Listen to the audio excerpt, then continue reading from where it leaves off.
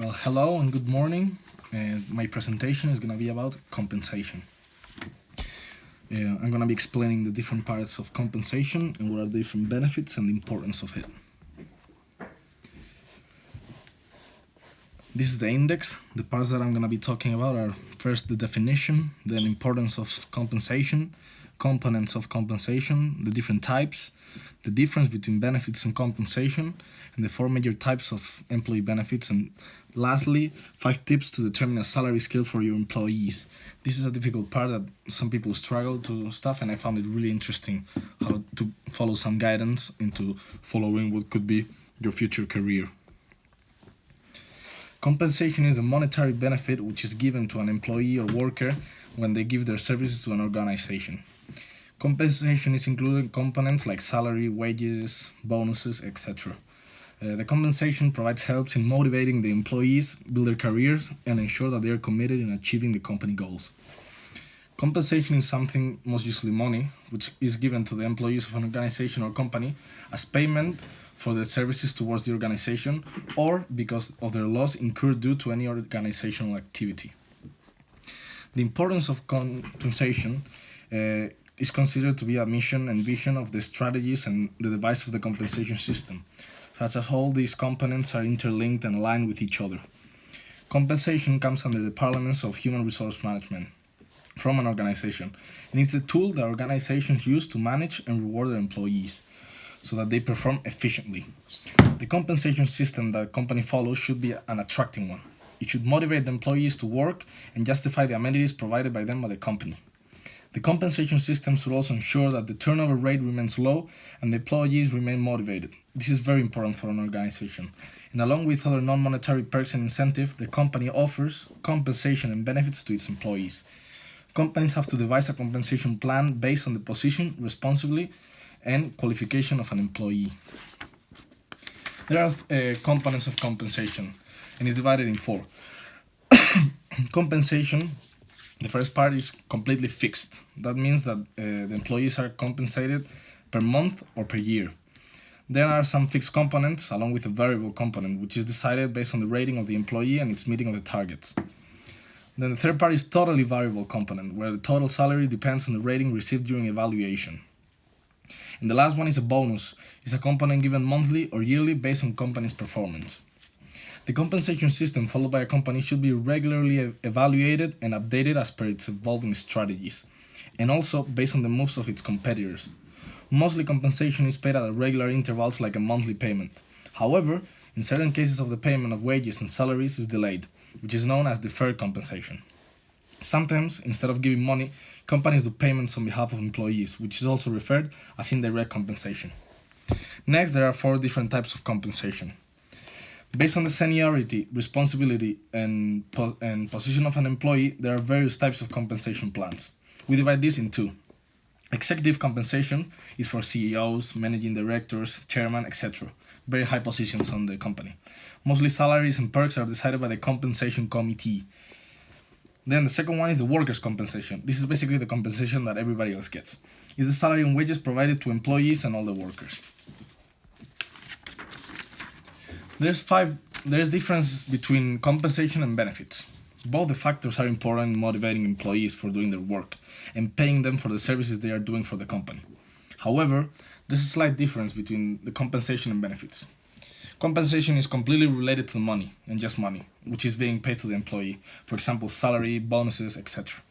On the other hand, benefits are the non-monetary incentives given to employees like health benefits, other kind of benefits, paid vacations, all the other insurances, and these the employees don't have to pay.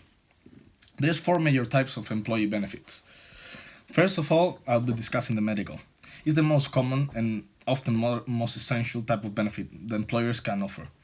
The cost of health insurance, doctor, hospital visits, dental work, vision care, and prescriptions are rapidly increasing, and employees are finding it more and more difficult to deal. Unexpected medical expenses can cripple uninsured employees in an instant, and that is why most talented employees have been cultured to expect basic medical coverage. To help with these expenses, some employers offer saving plans like the flexible spending account or health reimbursement account. These savings accounts will be covering expenses like, for example, the co-pays and prescriptions, eyeglasses, contacts, first aid kits, daycare expenses. The second type of employee benefit that I'm going to be talking about is life. This is another common one. It's life insurance or accidental death or dismemberment insurance.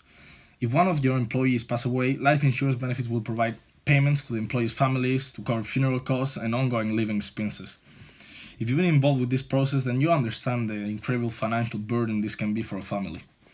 Accidental death and dismemberment insurance, or AD&D, provides a lump sum payment if death or dismemberment of an employee is a direct result of an accident. If the employee has both insurance benefits like life and AD&D and they die due to an accident, both coverage will be paid to the families or beneficiaries. Following on is disability. This is straightly related to life, so employers can offer short-term and long-term disability insurance to their employees. If an insured employee is injured or has a lengthy illness, the benefit pays them during the period of time they are unable to work. Short-term disability pays a portion of an employee's salary. If they become, for example, temporarily sick or unable to work, if an employee is out with a hernia, they might receive a short-term disability payment. In the event of a more permanent illness or injury preventing an insured employee from performing the duties, that employee could receive long-term disability payments. And the last one, but not least, is retirement. This is the most common out of it all. And this type of retirement benefits with a 401k plan. This allows employees to deduct a certain percentage of each paycheck to put towards a retirement saving. Some businesses choose to match the employee's deduction or up to a certain percentage just to make it easier. Then the last part of my presentation is, to me, the most interesting one. There are 5 tips to determine a salary scale for your employees that I read about, I understood, and I thought they were crucial if you wanted to start a business and start doing a salary scale. The subject salary is a top concern for potential hires and employees. And as a business owner or facilitator of salaries, having a payment scale to transference when determining an employee's compensation allows for smoother fiscal transactions as well as clear communication within an organization. Being able to explain how salaries are determined, and that can make a desirable employer, which will turn attracting the best talent to the company. The question then becomes, what are the best ways to determine a salary scale for the employees? Well, first of all, you need to assess the position. Before determining a salary scale, it's important to assess the value of the position which you are going to pay.